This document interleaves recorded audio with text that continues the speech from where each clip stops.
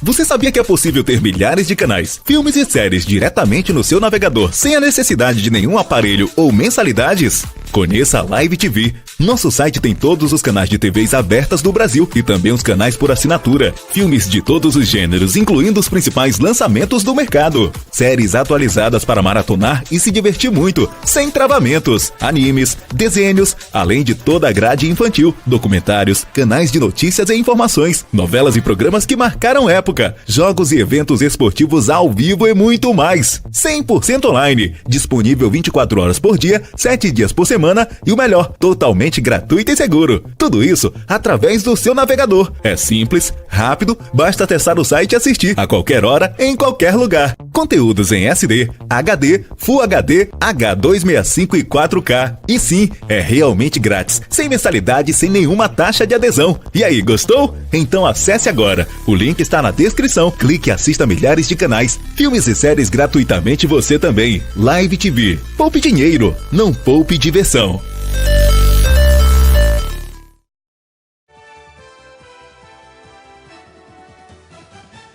Doutor, eu queria que o senhor explicasse o que é a arbitragem.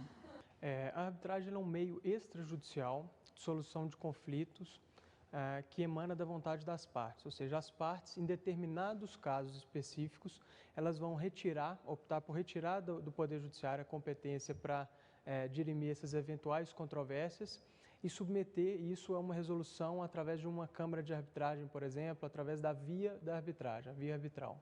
O que dispõe a lei de arbitragem, doutor? A Lei Brasileira de Arbitragem, a Lei 9.307 de 96, ela disciplina todo o procedimento arbitral, ela disciplina a forma como a arbitragem vai funcionar especificamente no Brasil e ela trata desde a fase pré-arbitral, que a gente chama, ou seja, aquela fase da opção pela arbitragem, ou seja, quando eu estou celebrando, por exemplo, o meu contrato, como eu vou inserir uma cláusula de arbitragem nesse contrato. Ela disciplina ainda mais todo o procedimento arbitral, ou seja, toda a fase de produção de provas, a fase no curso desse procedimento, e ela disciplina inclusive a fase pós-arbitral, que a gente chama, ou seja, ela vai ter previsões específicas sobre o tratamento dessa sentença arbitral, inclusive sobre o controle dessa sentença arbitral pelo próprio Poder Judiciário. Quando que a arbitragem pode ser aplicada e de que forma? A gente vai ver que a Lei Brasileira de Arbitragem, a Lei 9.307, ela disciplina que para submeter uma matéria à solução pela via arbitral, tem que tratar necessariamente de direitos patrimoniais disponíveis. O que são esses direitos patrimoniais disponíveis? Com relação à patrimonialidade, é tudo aquilo que de alguma maneira causa um impacto na esfera econômica das partes, ou seja, tudo aquilo que tem um reflexo econômico para aquela esfera das partes, patrimonial das partes. Com relação à disponibilidade, é tudo aquilo que as partes podem dispor, que elas podem transacionar, que pode ser objeto de um contrato, por exemplo. Então, a Lei Brasileira de Arbitragem define que para submeter uma controvérsia a essa forma extrajudicial de solução de conflito, a matéria tem que tratar de direito patrimonial disponível. Então, basicamente, é isso que a lei aborda. Quem pode ser um árbitro e qual a função dele? A gente tem outros meios extrajudiciais de solução de conflito. Por exemplo, o que é muito falado, a conciliação, a mediação e a arbitragem, que a gente está tratando aqui hoje. Basicamente, a gente tem em todos os três um terceiro que vai atuar naquele caso específico. Qual que é a diferença da conciliação e mediação para a arbitragem, que é um pouco diferente? Na conciliação e na mediação, aquele terceiro ele vai facilitar o canal de comunicação entre as partes da mediação, por exemplo. Na conciliação, ele vai tentar a conversa entre as partes, inclusive propondo um acordo entre elas, mas vejam bem que nesses dois casos, da conciliação e da mediação, esse terceiro ele só incentiva a produção de um resultado que é um acordo que põe fim àquele conflito, que põe fim àquela controvérsia. Já na arbitragem, assim como no Poder Judiciário, a gente chama que é um meio heterocompositivo. O que é isso? Aquele terceiro, o árbitro, no caso da arbitragem, ele vai efetivamente decidir aquele procedimento arbitral. Então, ele está com o papel de decidir aquele caso específico concreto. Então, a gente chama de atuar como árbitro e aquele... se a gente pudesse fazer uma analogia com o Poder Judiciário, é quem está decidindo. Seria como aquele juiz no Poder Judiciário, a gente tem a figura do árbitro no procedimento de arbitragem. A Lei Brasileira de Arbitragem, ela prevê que para atuar como árbitro basta ser capaz de confiança das partes. Não obstante ela ter ser um critério bem objetivo, mas ao mesmo tempo é muito amplo, que a gente fala, ou seja, não requer uma especialidade técnica na matéria, a gente vai ver que uma das grandes vantagens da arbitragem é que essa pessoa que vai decidir, ou seja, esse árbitro, ele é uma pessoa que tem o conhecimento técnico daquela matéria. Por exemplo, se eu estou tratando de um caso complexo de engenharia e infraestrutura, aquele profissional que vai ser indicado como árbitro pode ser até um advogado, mas esse advogado ele tem geralmente um conhecimento, ele tem uma expertise naquela matéria específica que a gente está falando naquele caso concreto. Então, não obstante esse critério da Lei Brasileira de Arbitragem seja muito amplo, a gente vai ver que na prática, pessoas, por exemplo, que têm uma atuação profissional relevante, que têm uma experiência notória em determinados assuntos, são indicados para atuar como árbitro. Qual o impacto da arbitragem no Poder Judiciário brasileiro? Para um bom procedimento de arbitragem, a gente precisa todo o tempo do apoio do Poder Judiciário. A gente vai ver que a arbitragem, na arbitragem a gente tem possibilidade, por exemplo, de proferimento de medidas cautelares, que a gente chama, e essas medidas cautelares, se elas não forem cumpridas pela parte, o tribunal arbitral, ou seja, aqueles árbitros daquele caso específico, podem requerer ao Poder Judiciário esse auxílio para coercitivamente fazer cumprir aquela medida cautelar. Outro exemplo que a gente tem, por exemplo, se eu preciso de uma oitiva de uma testemunha que não comparece na arbitragem. Na arbitragem, a gente não tem capacidade desse meio coercitivo, de buscar coercitivamente essa testemunha para prestar seu depoimento. Então, nesse caso, por exemplo, também pode ser requerido ao Poder Judiciário esse auxílio para trazer essa testemunha para essa audiência do procedimento arbitral. Então, a gente vai ver que a arbitragem e o Poder Judiciário, eles estão lado a lado. Foi feita uma análise que verificou a segurança jurídica de 66 países. O Brasil foi classificado em segundo lugar na América Latina e o primeiro dentre os países do BRICS.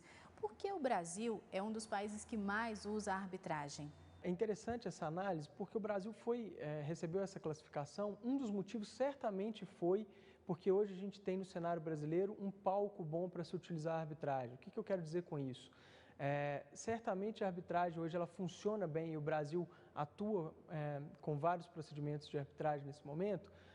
Um primeiro fator mais fácil da gente chegar nessa conclusão, evidentemente, é o desenvolvimento econômico por qual passa o Brasil nesse momento. Ou seja, a gente vê que o Brasil ele é um centro hoje de celebração de uma série de acordos, uma série de contratos envolvendo grandes empreendimentos, cada vez mais investimentos não só nacionais, mas também estrangeiros de valores elevados. Então, a gente vê que isso por si só contribui para uma maior utilização da arbitragem. Não obstante isso, certamente foi fundamental o papel de uma série de arbitralistas, que a gente chama, ou seja, esses profissionais que estão voltados para a área da arbitragem, geralmente advogados que trabalharam muito naquele momento incipiente da arbitragem no Brasil, especialmente na formulação dessa lei brasileira de arbitragem, que ela é muito boa, ela é uma lei que trouxe segurança jurídica para esse Instituto da Arbitragem. Então, o papel desses arbitralistas naquele momento, principalmente naquele momento incipiente ainda da arbitragem, inicial da arbitragem, foi fundamental, assim como o papel dos parlamentares que fizeram com que essa lei brasileira de arbitragem fosse possível e especialmente o papel do Poder Judiciário, que até hoje, até esse momento, vem dado boas decisões pró-arbitragem, desde uma das primeiras decisões pela constitucionalidade da lei brasileira de arbitragem e continua, por exemplo, pela possibilidade de utilização da arbitragem por entes da administração pública. Hoje o Brasil ele tem uma série de decisões que são alvo de elogio em todo o mundo. É um Poder Judiciário que está pró-arbitragem. Isso certamente, essa conjugação de fatores que faz com que a arbitragem seja muito utilizada hoje no Brasil. Doutor, nós podemos dizer que a arbitragem é uma forma jurídica especializada e que futuramente ela pode desafogar o judiciário brasileiro?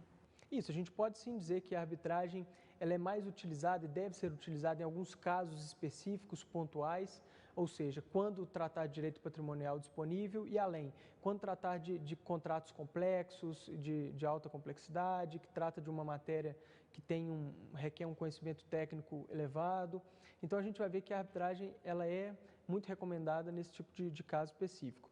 Ela tem um papel, na minha opinião, de auxiliar o Poder Judiciário nessa fase de sobrecarga que ele passa atualmente, no sentido de horas de trabalho. O que eu quero dizer com isso? a gente vai ver que nesses casos mais complexos de engenharia, por exemplo, infraestrutura, é comum ter uma série de documentos, terem autos, por exemplo, aqueles processos com mais de 10 mil folhas. Então, isso tudo requer um nível de dedicação muito grande daquele profissional que está atuando naquele caso, seja no Poder Judiciário, seja na arbitragem.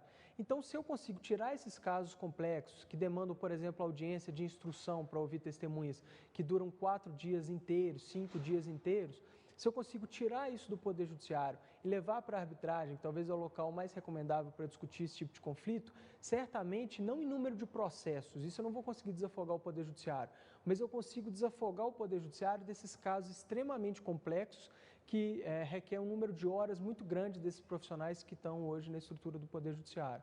Então, nesse sentido, a arbitragem tem algo a contribuir, sim, de retirar esses processos de alta complexidade do Poder Judiciário.